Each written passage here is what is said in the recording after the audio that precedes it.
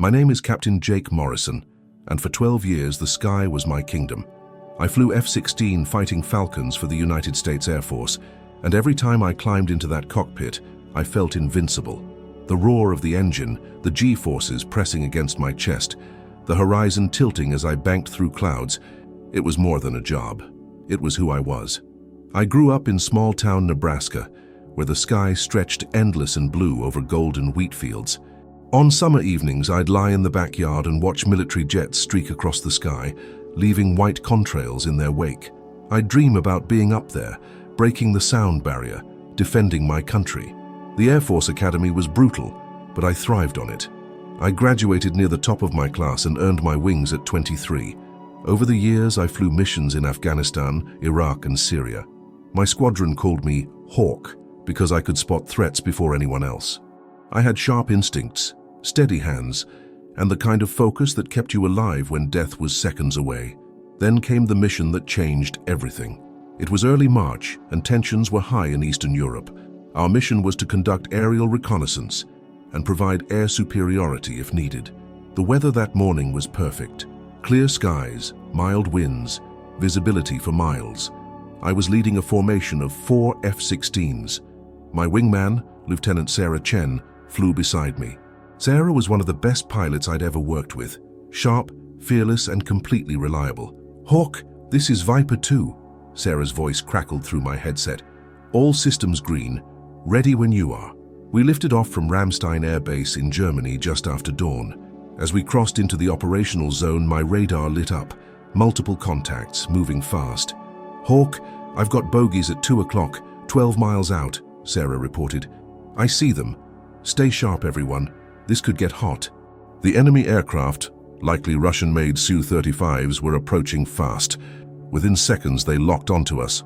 "Viper flight, we have missile lock. Evasive maneuvers, now." I broke hard right, pulling the stick back and feeling the intense pressure of 9 Gs crushing my body.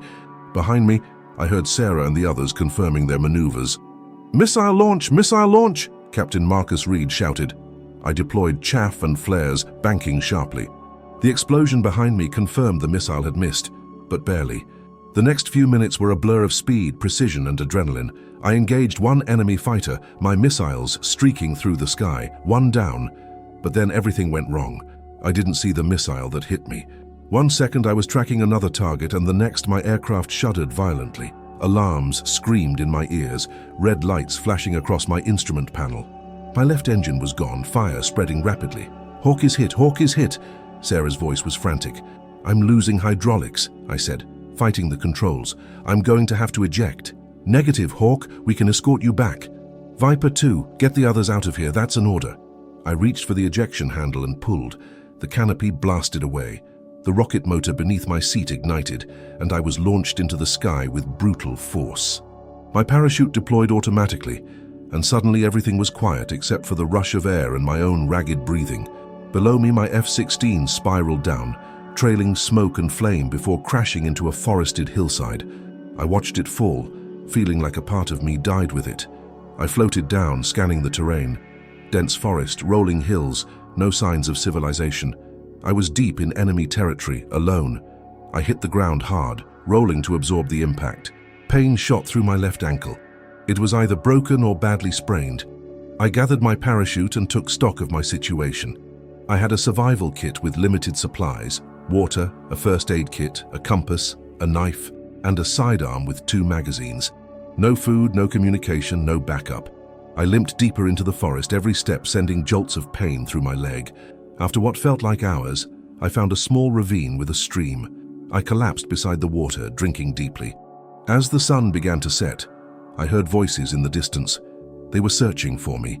I pressed myself against a fallen log, holding my breath as the voices grew closer.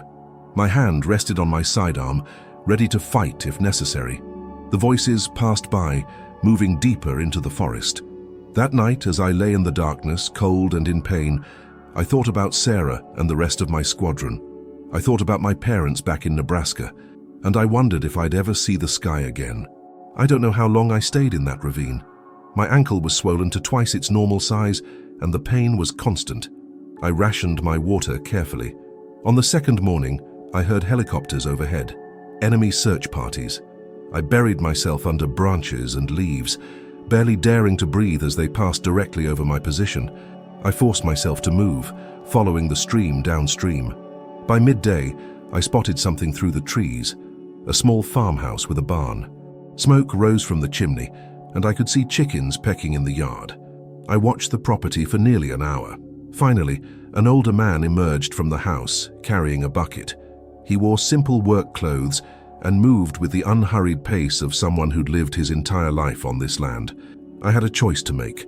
I could continue on alone, probably dying in the forest within days, or I could approach this stranger and hope for mercy. I stepped out of the trees. The man spotted me immediately. He froze, his eyes widening as he took in my flight suit and injured state. For a long moment, we simply stared at each other. Then he set down his bucket and gestured for me to come closer. "English?" I asked, my voice hoarse. He shook his head but gestured urgently, indicating I should follow him. He glanced nervously at the sky, then at the road. He led me into the barn. He pointed to a ladder leading to the loft, and I climbed up.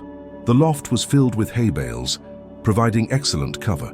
The old farmer climbed up after me, bringing a blanket, some bread, and a jug of water.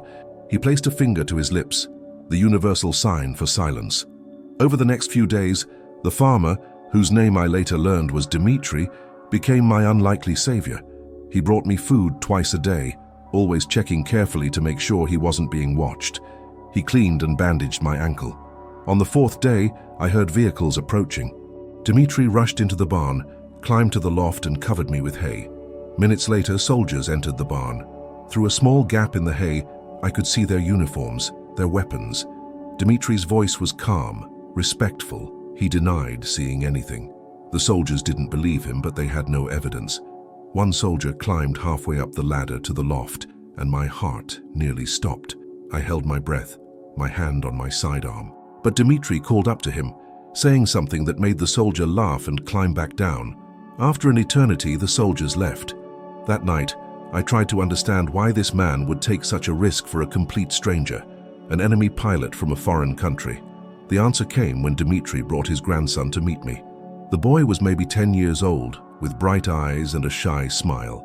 Dimitri was teaching his grandson about humanity, about doing what's right, even when it's dangerous. The boy looked at me with curiosity rather than fear, and in that moment I saw what Dimitri saw. Not an enemy, but simply another human being who needed help. 2 weeks had passed, and my ankle had healed enough that I could walk without constant pain. Dimitri had provided me with civilian clothes, worn jeans, a thick wool sweater, and an old jacket, but I couldn't stay hidden forever.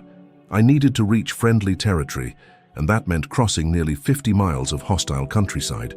One evening, Dimitri brought a hand-drawn map to the loft, pointing out roads, checkpoints, and dangerous areas. His finger traced a route through the mountains to the west, where he indicated the border lay. He also brought something unexpected, a bicycle. He gestured that I should use it to cover distance more quickly. The next morning, before dawn, Dimitri woke me. It was time to go. He packed a small bag with food, water, and a compass. He also pressed something into my hand, a small wooden cross.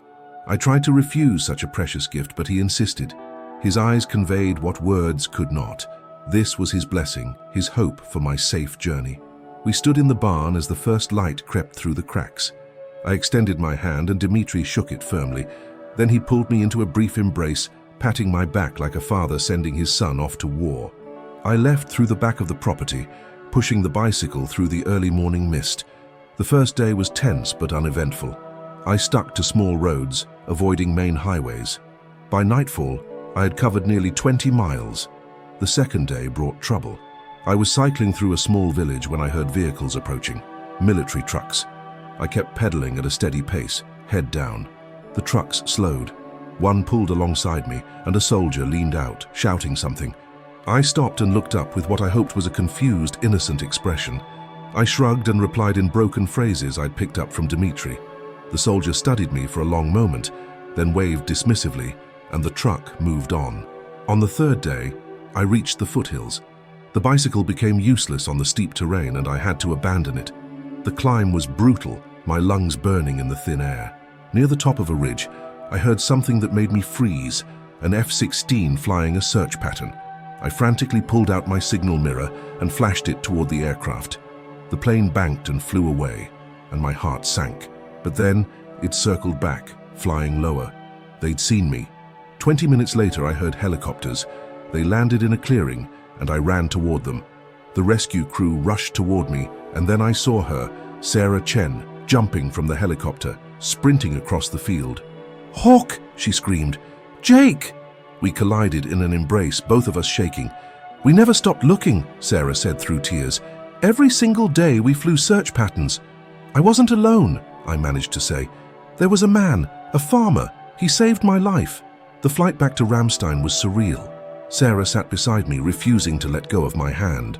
"Command already declared you MIA, presumed KIA, she said quietly. "Your parents have been notified. We need to get word to them immediately." "How long have I been gone?" 17 days. When we touched down at Ramstein, the entire base seemed to be waiting. When I stepped off the helicopter, they erupted in cheers. Colonel Patterson approached with tears in his eyes. "Welcome home, Captain Morrison." The debriefing lasted hours. I told them everything, especially about Dimitri. "We need to get him out," I insisted. "When the enemy finds out he helped me, they'll kill him and his family." "We'll do what we can," Colonel Patterson promised. That night I called my parents. My mother answered on the first ring. "Mum, it's Jake." Her scream of joy was so loud, I had to hold the phone away from my ear. We talked for over an hour, and by the end, all three of us were crying. The next few weeks were a blur of medical exams and debriefings. My ankle required surgery, which meant I was grounded for at least 3 months. Being grounded was harder than I expected. Sarah would visit me in the hospital, trying to keep my spirits up. "You'll fly again," she assured me. "What if I can't?" The fear had been eating at me. "What if I freeze up there?" "You won't freeze, Jake. You're the best pilot I've ever known." 6 weeks after my rescue, I received an unexpected visitor. A man from the CIA arrived at the hospital. "Captain Morrison, I wanted to update you about Dimitri Volkov. He's safe. We conducted an extraction operation 3 days ago. Mr. Volkov, his daughter and his grandson are currently in Germany, awaiting asylum processing." I couldn't speak. Relief overwhelmed me. "He asked about you. I thought you might like to see him." 20 minutes later, I was being wheeled into a conference room. Dimitri stood when I entered, his face breaking into a warm smile. We met in the middle of the room, and I stood from the wheelchair. Dimitri embraced me tightly. Through a translator, we talked for hours. "Why did you help me?" I asked. "You risked everything for a stranger." Dimitri smiled and spoke, and the translator relayed, "Because we are not strangers. We are all part of the same sky. When someone falls from the sky into your life, you help them fly again." 3 months after the crash, I returned to flight status. The first time I climbed into an F-16's cockpit, my hands shook. Sarah was my wingman. As we climbed through the clouds and broke into the clear blue above, I felt it, that familiar surge of freedom. "How's it feel, Hawk?" Sarah's voice came through the headset. I banked left, the sun glinting off my wings, and smiled. "Like coming home." 6 months later, I was part of a formation conducting a flyover for a ceremony in Virginia. Below stood Dimitri Volkov with his daughter and grandson. They'd been granted asylum. I dove low, pulling up at the last moment in a victory roll, a salute reserved for the highest honors. That night at the reception, I found Dimitri and his family. Through the translator, I told him, "You gave me back my wings when I had none. You cleared the sky when enemies surrounded me." Dimitri smiled and replied, "You Americans have a saying, 'What goes around comes around.' You protected us from the sky for many years. I just returned the favor when you needed it most." His grandson, who'd been taking English lessons, spoke up in careful words. "Will you teach me to fly someday?" I looked at this brave boy and smiled. It would be an honor. Today I still fly for the United States Air Force. Every mission I carry Dimitri's wooden cross in my flight suit. It reminds me that even in war, humanity persists, that enemies can become brothers. My last flight won't be the one where my wings were gone. It will be the one where I finally understand what it truly means to fly, not just with skill and training, but with the kind of courage that comes from knowing we're all connected, all falling and helping each other rise again. Because when someone falls from the sky into your life, you help them fly again. And if I'm lucky, I'll spend the rest of my life doing exactly that.